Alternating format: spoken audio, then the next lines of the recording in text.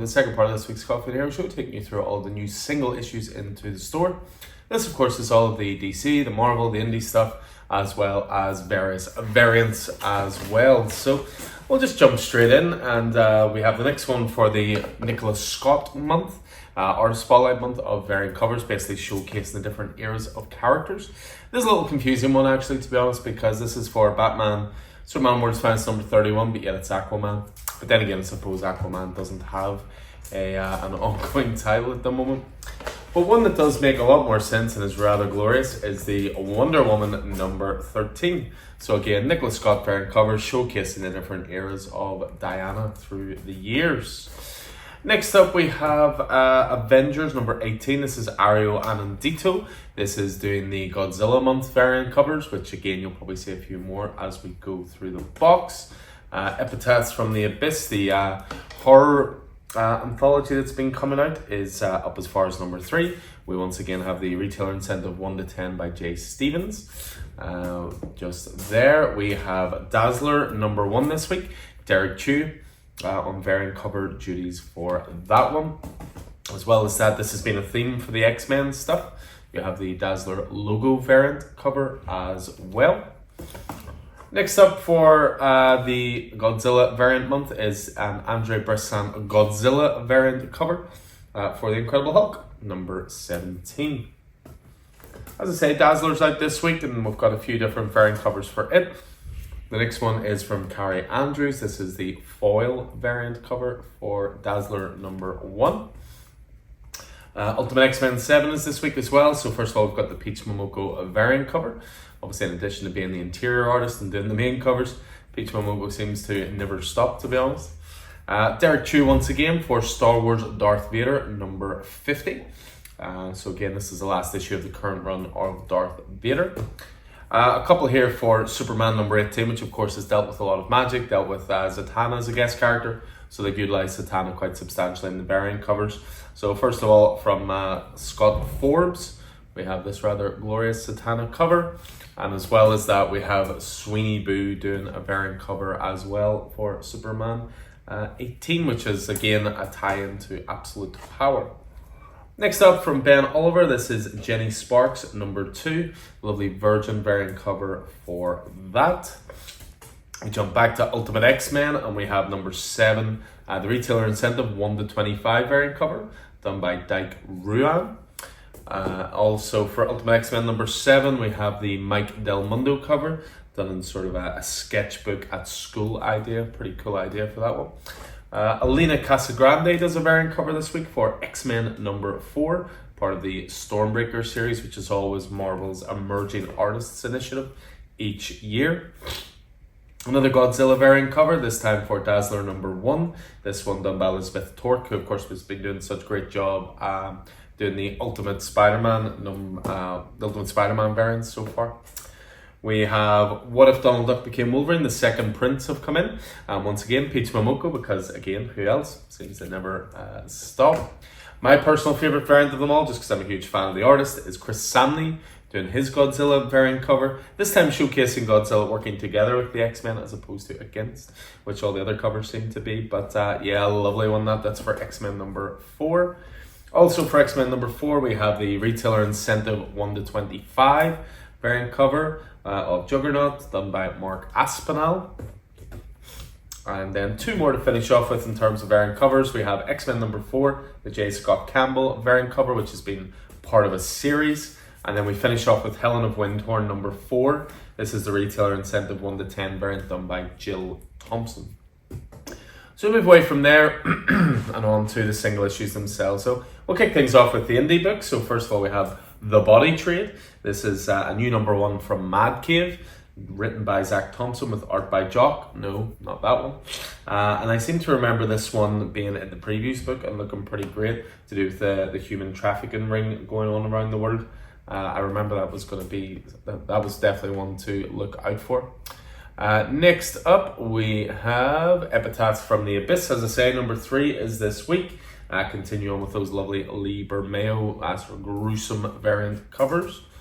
After that, we have The Graveyard Club from R.L. Stine. So this is a large It's almost like more like a graphic novel, this one, to be honest. But Graveyard Cloud, number 1, R.L. Stein, obviously an adaptation of one of those books.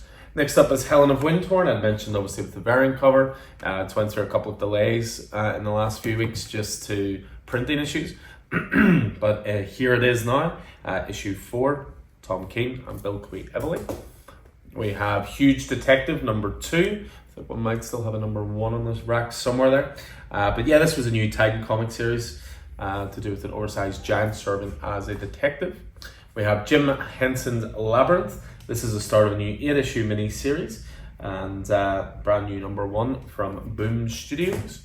We have The Moon is Following Us. This is definitely a big one this week. I read this morning. This was rather glorious. Riley Rossmo on art and Daniel Warren Johnson, who writes but also does 1 or 2 pages of the art as well, in a really, really cool way where it's not taken away from Riley Rossmo's art. Next up we have The Power Fantasy, so Kieran Gill and Casper Weingart, issue 2 of this new title. I think again we might have 1 or 2 issue 1 still on the racks there as well. We also have this week TMNT Mutant Nation, so brand new number 1 here. Continuing on the expansion of the Turtles universe for IDW. And 2 more indie books to finish. We have Ultra Mega number 5, James Harren and Dave Stewart. This is continuing on their Kaiju book. It was the first 4 issues was the first trade paperback. So issue 5 is a starting point if you want to jump into that. And then we finish off, I beg your pardon, 2 more indie titles. We have Walking Dead Deluxe number 97, Something to Fear Part 1. Walking Dead aficionados may remember this is the start of the Negan introduction arc for Walking Dead. And then we finish off with Witchblade number 3, so continuing on for the classic 90s Image character. So on to Marvel, we have Amazing Spider-Man 260. This is continuing on the run of facsimiles that Marvel have been doing for the Black Suit era. We have Avengers number 18, Jed MacKay and Valerio Schiti on art, guest starring the X-Men. Lovely Sentry cover there as well. Finally in stock, this should have been out about 3 weeks ago, but again was part of that large shipment of stuff that got destroyed. Chasm, Curse of Cain, number 1, Steve Fox and Andrea Riccardo on that. I'd mentioned it in the variants, of course. We have Dazzler, Terry Dodson on the cover A's here. So continuing on with the From the Ashes series, all the X-Men books, we now have a Dazzler book. Next up we have a one-shot celebrating 50 years of Luther Manning, Deathlock. Tons of creators involved in this one, the likes of Christopher Priest, Carlo Paglian, Dale Eaglesham, for example, and many, many more. Away from Deathlock and on to the Incredible Hulk. So we're as far now as issue 17 for Philip Kennedy Johnson and Nick Klein's monstrous reinterpretation of the Incredible Hulk. Spider-Man Black Suit and Blood, number 2, so continuing on the anthology series of Black Suit related Spider-Man short stories.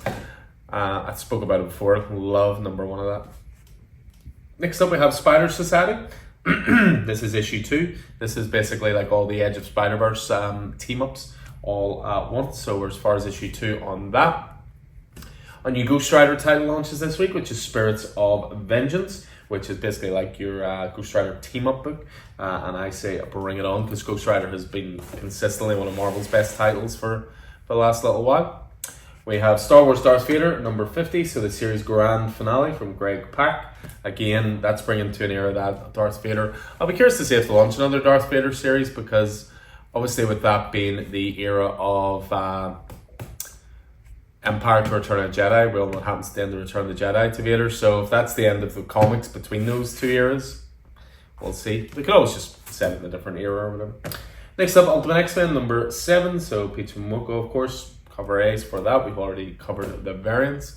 We have Venom War Deadpool, Colin Bunn writing this tie-in to the Venom War series. Venom War Lethal Protectors as well. So again, continuing on with the Venom War, it's definitely starting to expand out. We have X Factor number 2. So Mark Russell continuing on. Really enjoyed the first issue. So issue 2 is this week.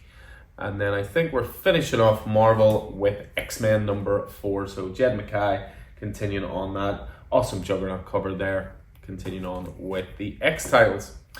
So we move on from there and just finish off with DC. So DC, we're kicking things off. I will try and get a separate video done to show off all the Batman Day stuff, but we've one or two of them here. First of all, there's a new printing of the Batman Long Halloween Last Halloween special. This came out about a year and a half ago, and this is serving as the prologue to the new Last Halloween series. So this is issue 0 of 10. So if you picked this up about a year and a half ago, there's nothing different to it other than a new cover. But if you're just going to be jumping into the Last Halloween, this is the prologue for it. Highly recommend getting a copy of that.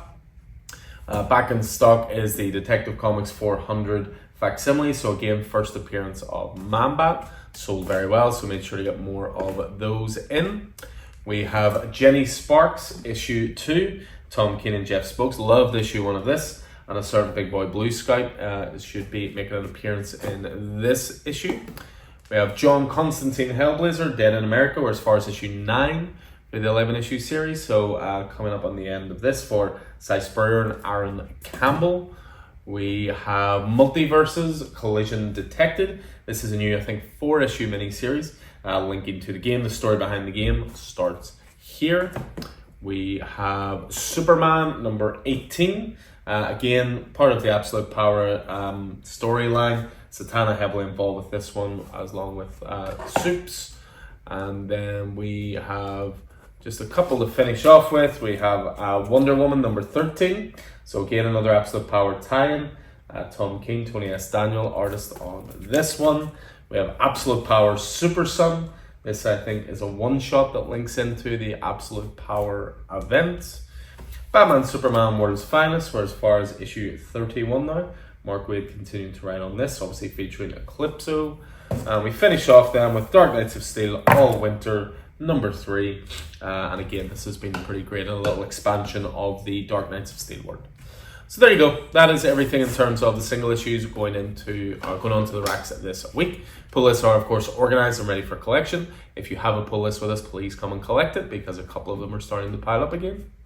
But again, 95% of our customers are great, but there's always a couple that just let it build up a little bit. But yeah, other than that, as I say, going to get this all set up and open for 10 o'clock here.